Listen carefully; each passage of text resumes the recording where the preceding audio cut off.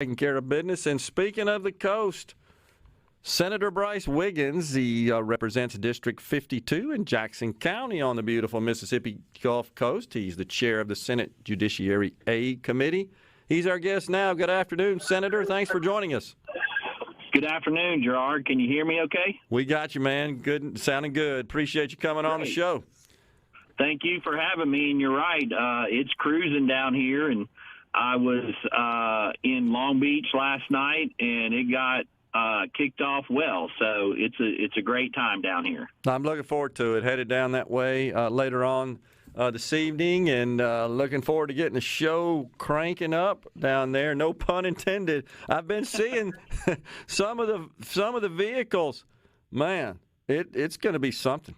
Lots of cool stuff. I was talking to Woody Bailey, who's the man been in charge for, I guess since it started, and he says we're on pace to set another record. So the more cars that come, we can definitely meet that record. So look forward to it. Yeah, I had Woody on last week talking about it. He was getting all pumped up. But in full swing now. We'll be down there tomorrow. Thanks for coming on. Wanted to get your thoughts, as we have from everyone from the legislature and state government, about the medical marijuana program. I think that's top of mind on to a lot of Mississippians. What's the latest you're hearing? Yeah, so there's an agreement between the House and the Senate, and certainly the drafters. And I know I've seen the governor's public comments about it'll be sooner rather than later about when he's going to call the special session. I think the votes are there in the Senate, as is the case with any legislation, and particularly one of this size. I would expect there's going to either be some amendments or certainly some discussion. But once the governor calls us into special session, I think that you're going to see it pass. Okay. And I haven't heard any reasons not to.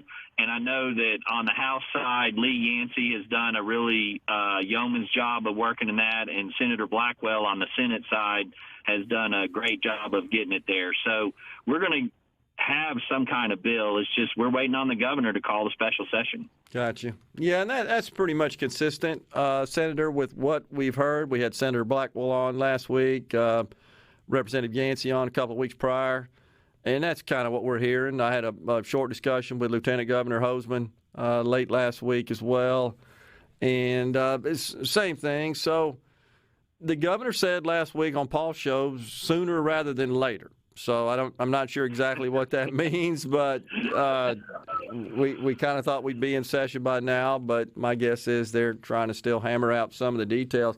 So we had Commissioner Gibson on yesterday, and it's no secret that he's expressed his concerns about being involved and his agency being involved, he being involved personally as well as his agency in the program. What are you hearing along those lines, and is there any thoughts you have about that you'd like to share? Well, I haven't talked to Commissioner Gibson personally, but I worked closely with Commissioner Gibson when he was in the House. Yeah.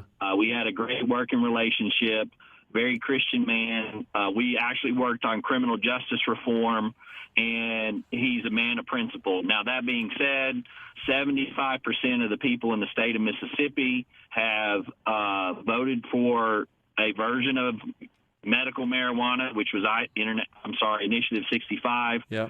And one of the things that we heard in the hearings that was held by the Senate was that there should not be one agency that oversees the program. And we heard this from multiple states. And actually the point was made under Initiative 65, it was the Department of Health. Well, the Department of Health is not tasked with, is not familiar with collecting revenue. And so I'm using that as an example. So that's not what they do. And nor are they familiar with growing plants. Mm-hmm. So, that was why we ended up in general terms to this position, and we're not asking, at least the legislature is not asking Commissioner Gibson to, to do anything that would be counter to his personal beliefs.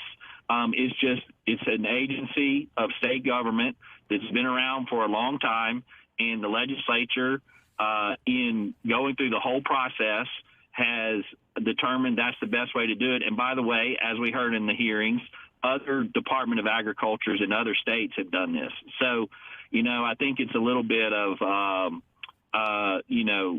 just blowing the whistle for no reason.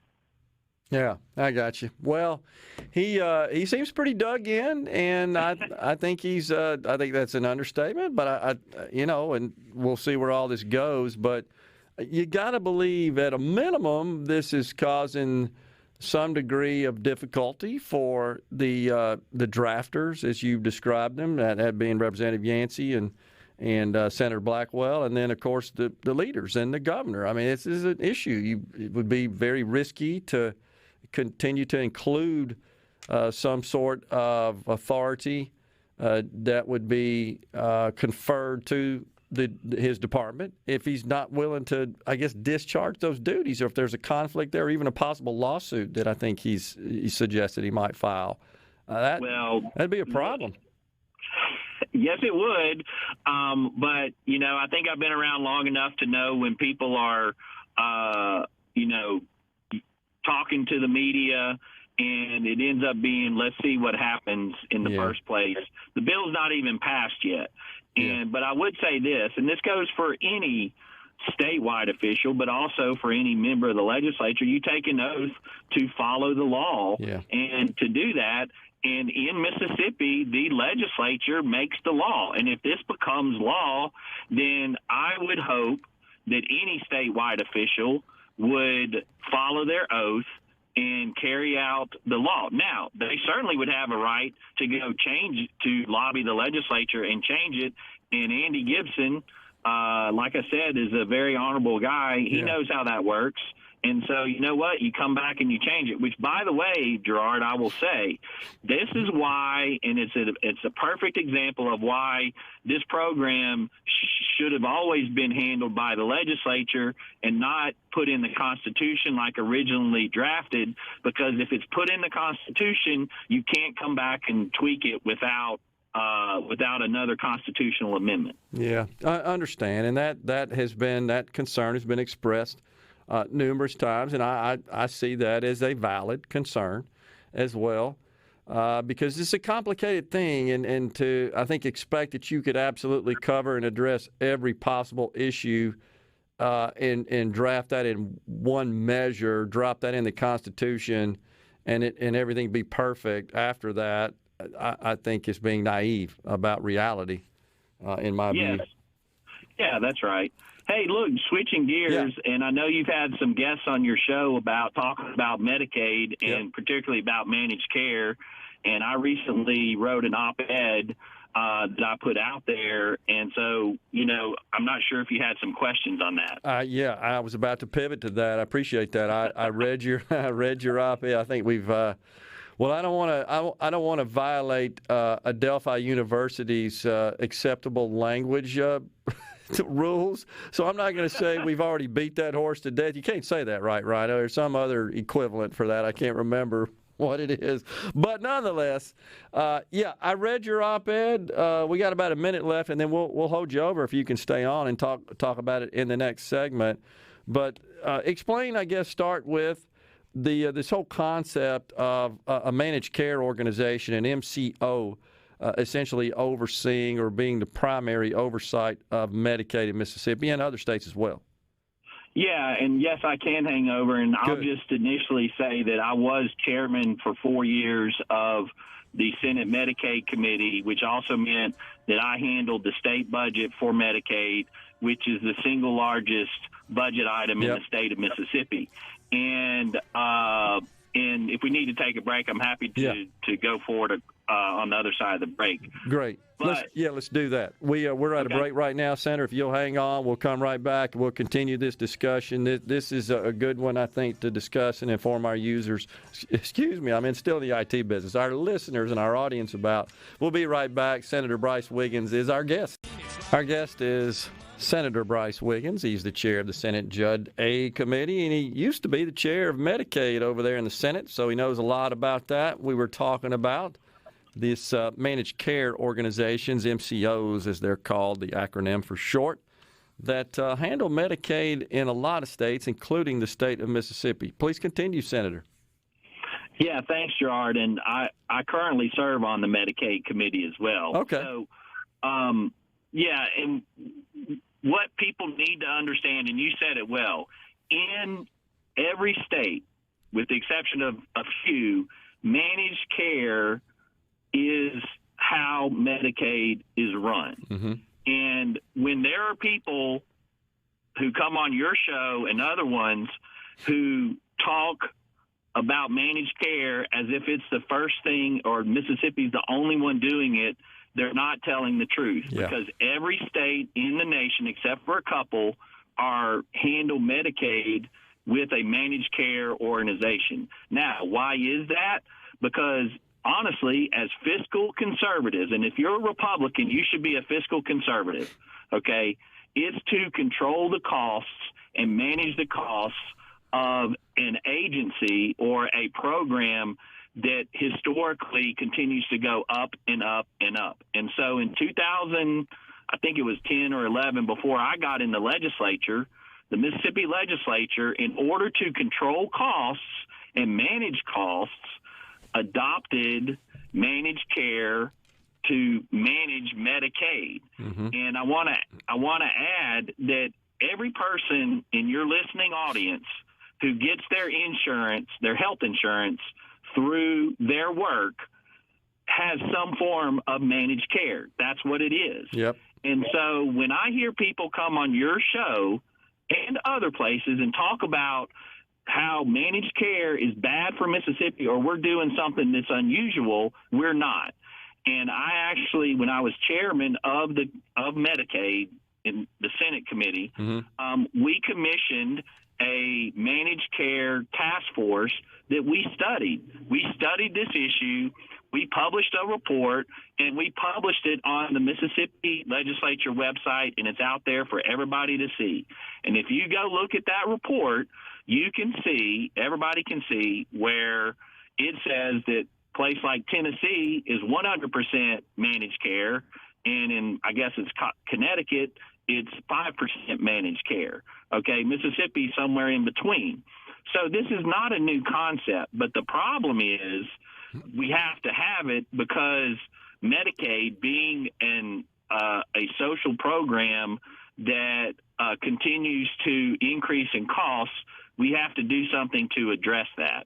And so that's what managed care organizations for Medicaid do. Yeah, and talk about more specifically, Senator, exactly what the MCOs do. I mean, what is, I guess, comprised in their managed care responsibilities under the contract. A lot of that has to do with just organizing and establishing the network of providers that provide services that are reimbursed under Medicaid. That's one of the main things that they do. That's correct. So if you work for a private employer, you have health insurance available to you. If you go access that health insurance within that program, there's going to be in-network and out-of-network providers. There's going to be things that are covered that aren't covered, and you pay a premium, and in exchange 80% of the cost of that treatment, or in some cases 100%. Are paid for, okay, to cover that. That's what managed care is in the Medicaid space, only it's for Medicaid, and the state government, the division of Medicaid, sends out bids for managed care companies to come in and bid, and it increases competition. And let me say this, that if you are a Republican, and certainly if you're a fiscal conservative, you want more competition. You do. And Gerard, I'm really kind of surprised when I hear people who have the R behind their name and advocate for the government taking over more responsibility in managing or certainly directing a program. If you're a conservative and a fiscal conservative, then it seems to me like that's what you want, is for taking private sector kind of philosophies and applying it to this government program.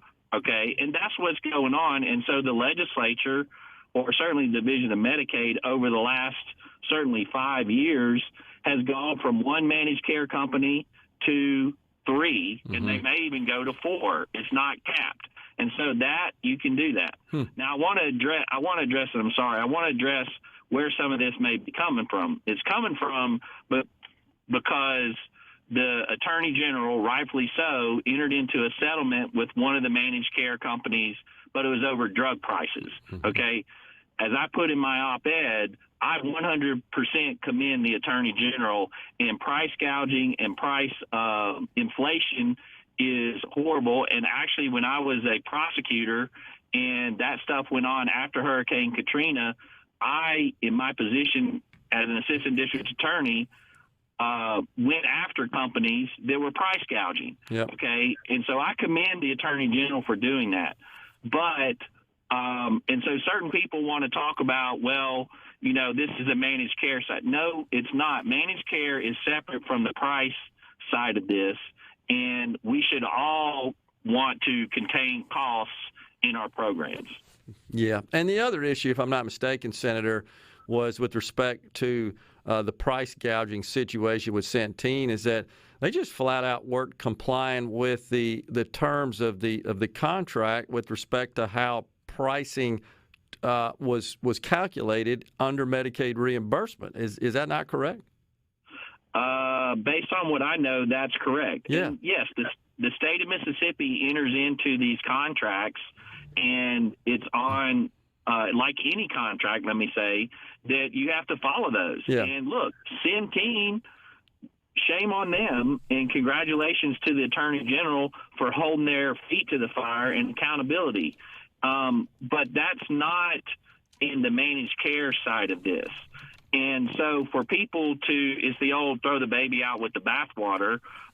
Let's be more reasonable and understand what we're talking about here. Yeah. And so the alternative, Gerard, is what we had before managed care, and that was Medicaid costs to the state budget going up and up and up to the point where it's currently the largest single budget item, and it's only going to continue to go up. It increases inflation. It increases 4 to 5% every year. And the revenues in the state of Mississippi don't keep up with that. Yep. So we have to do something. And so in exchange for, hey, manage this system, you, the companies, need to look at the costs and be what is efficient and what is right for the citizens who are on Medicaid. Yeah, what you get is predictability in terms of the cost of the program, and it's incredibly difficult to run state sort of annual budgetary programs that are unpredictable. And then the second thing is you'd have a gigantic division of Medicaid, which is what we had before, relatively speaking, that really isn't in that business. They're not in the business of working directly with providers and pharmaceutical companies and networks and other insurance companies and all that sort of stuff. It just gets complicated. And then, of course, as you know, most of those costs go to the indigent elderly that consume Medicaid costs. And then there's other layers involved in that, as you well know. And these managed care organizations are just, they're more adept at that. They have more experience at that, and they bring to bear their sort of national experience into these sorts of programs. Gerard? Yeah, to that point, look, when I took over as Medicaid chairman, it literally took me probably a year and a half to really feel comfortable with all the stuff dealing with Medicaid and the payments and all of that. Do you think that some bureaucrat in the Division of Medicaid can understand all that?